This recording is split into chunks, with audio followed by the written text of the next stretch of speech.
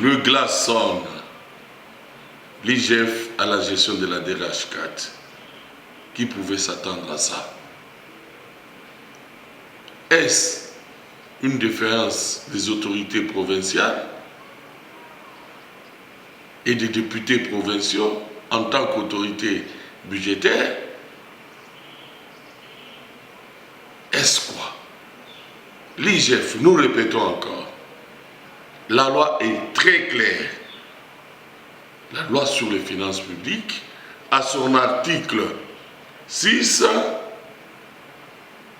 section 2.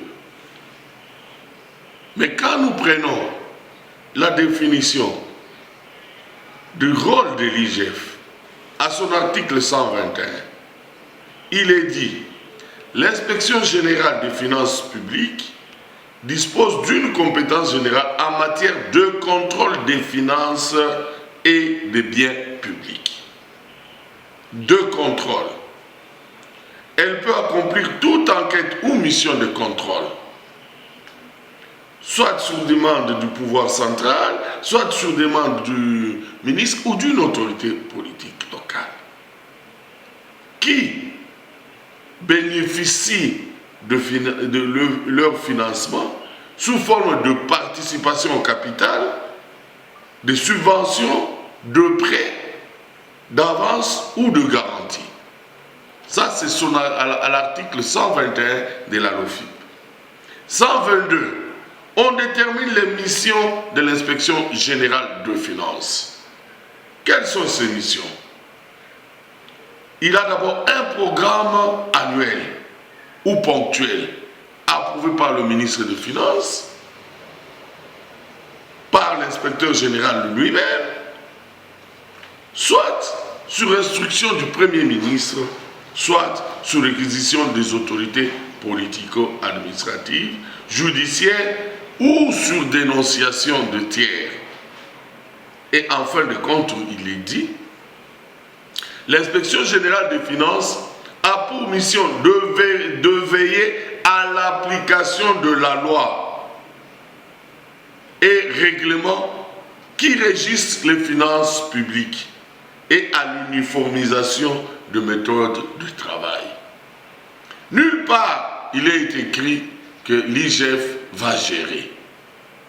Aujourd'hui, la première, nous disons, quand il y a des déviations, on va faire même ce qu'on ne doit pas faire. Aujourd'hui, l'IGF gère DRH4. Et avec comme conséquence 2 mois d'impaiement.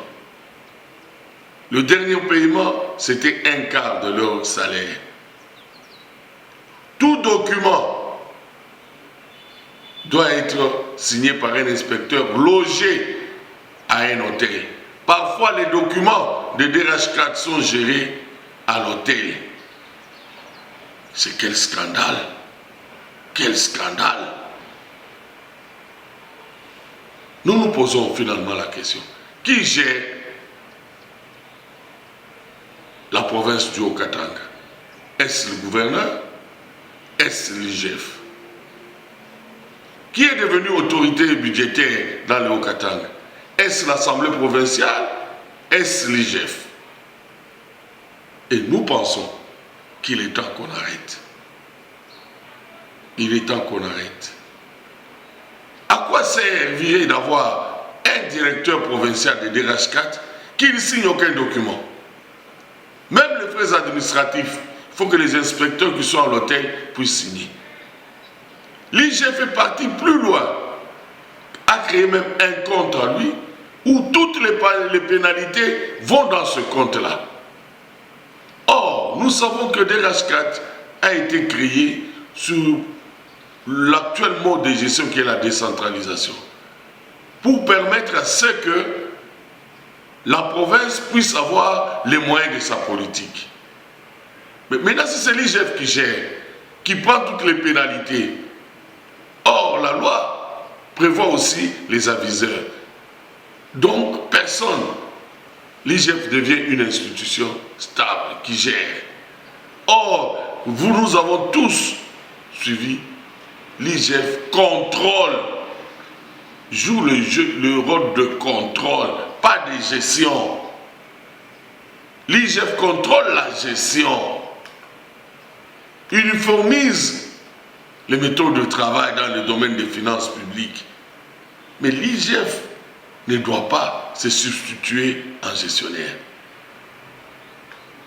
Voilà, nos frères sont en train de souffrir. Les gens qui produisent l'argent sont très payés. Et vous pensez maximiser les recettes pour avoir le développement du Haut-Katanga? C'est faux.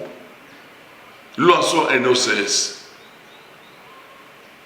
et au gouverneur de la province et à l'Assemblée provinciale, au président de la République, à toutes les autorités, l'Assemblée nationale, le Sénat, l'IGF va de déviation en déviation.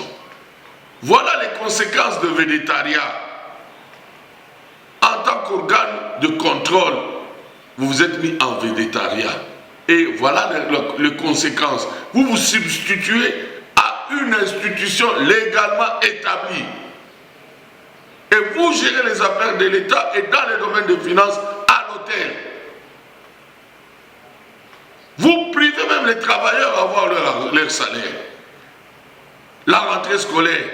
Les gens qui produisent l'argent sont incapables de faire entrer leurs enfants à l'école. C'est pour quelles conséquences? Nous sommes là et nous vous aiderons à rentrer dans vos attributions. Merci.